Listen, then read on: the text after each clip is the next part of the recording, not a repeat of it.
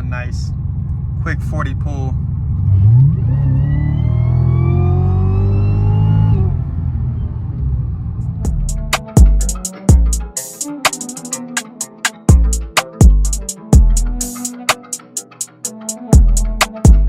What is going on, YouTube? I am back with another video, and you can see I am in the V, which makes this a car vlog. You guys know everything 1320 happens right here on this channel, just in another vehicle, right? Again, we got rid of the 1320 a while ago, finally picked up one of the Vs, and we're gonna turn this thing into a monster.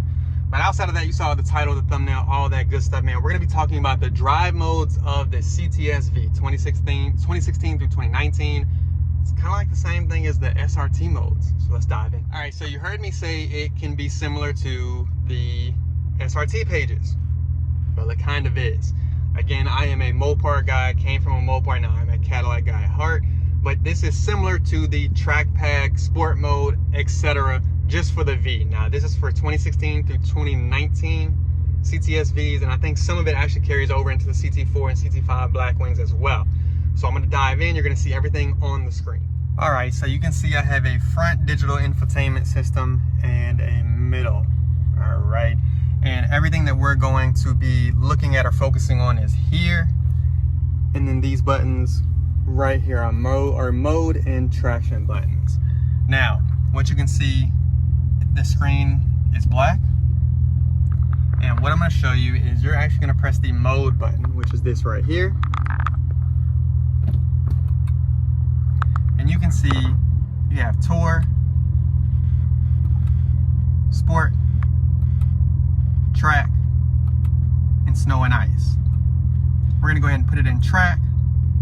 And what you're gonna see is it changes it to a white V, and the same thing with the Sport. Now, all this does is change up how the chassis reacts to the actual power itself. It is not like some of the, again, SRT modes where it can help with some of the power, but it really is just a power transfer. That's what some of these modes are for.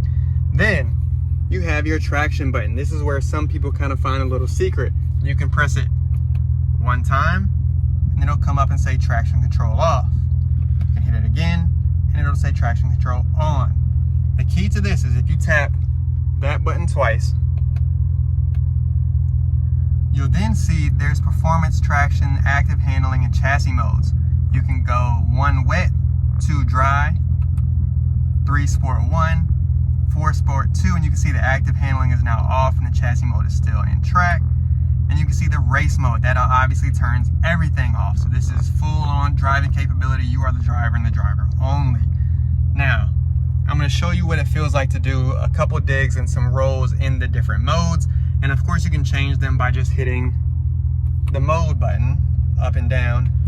But to turn it all the way off, you just hit the traction button and it takes it all away. It still keeps you in the actual mode, just takes away the traction modes that are there. So for this specific part of the video, we are gonna make sure we are in track.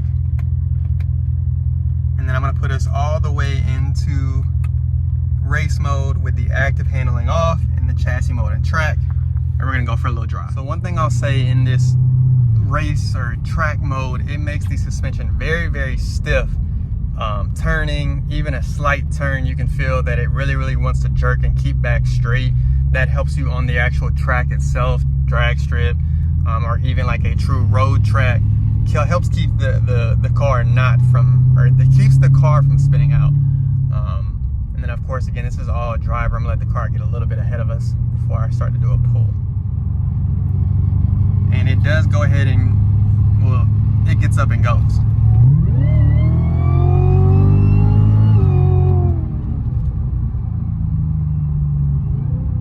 And you can hear it downshift on its own, again, to help with the supercharger, help with the transmission at the track.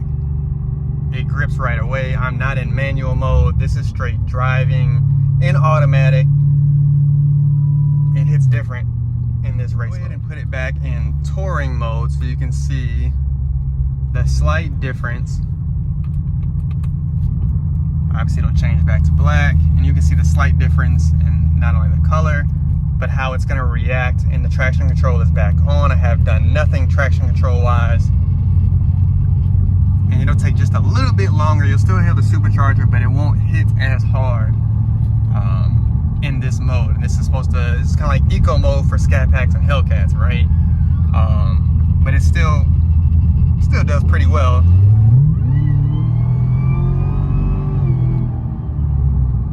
It is no slouch when it comes to this car, but it takes that extra half a second. It doesn't downshift for you as far as super crazy hard or anything. Yes, it still downshifts because you're driving in automatic, but it does not hit as hard as far as the shift points or extend shift points like it would in the race mode. Now I saw a Mopar over here. I'm switching to race mode and see if I can get them to play a little bit.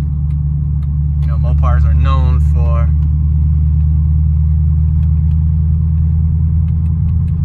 wanting to play, but I doubt it. Looks like a SCATPAC, has a SCATPAC stripe, but it may or may not be. It is just a regular Hemi. We're not gonna waste no time. Just in case you missed it, I do want to go through the traction modes. You have race with the active handling off in the chassis mode and track, Sport 2 and Sport 1. Must make you want to play. So we're gonna actually go play.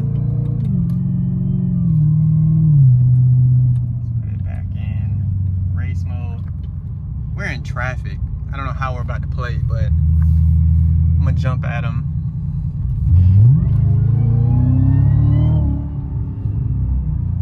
But he has nowhere to go. Traffic, 6 o'clock in Mexico is crazy. Topic. But again, you have race mode with the active handling off, chassis mode and track, Sport 2, Sport 1 puts the active handling back on. I can't talk, it's been a long day. Dry, active handling, and then of course wet, chassis mode still in track. What you will see is the chassis mode stays in track. So these are traction modes for the actual track that, again, especially road tracks where they do run rain, sleet, snow, well not snow, but rain, dry conditions, all of that to help you out. But those are your modes. Again, just kind of like the SRT modes, SRT pages, whatever you want to call it, that are in your SCATPACs and HELLCATs. So we're gonna make this U-turn and be out. Now that you've seen all the race modes, you guys, I'm gonna do one more quick pull and then put the car up for the night. We got a long day of recording, and I'm actually meeting up with the guy who bought the 1320.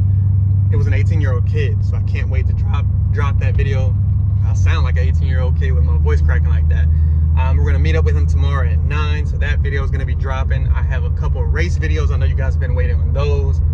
Bear with me, I'm dropping videos every single day. Lock into the channel. One more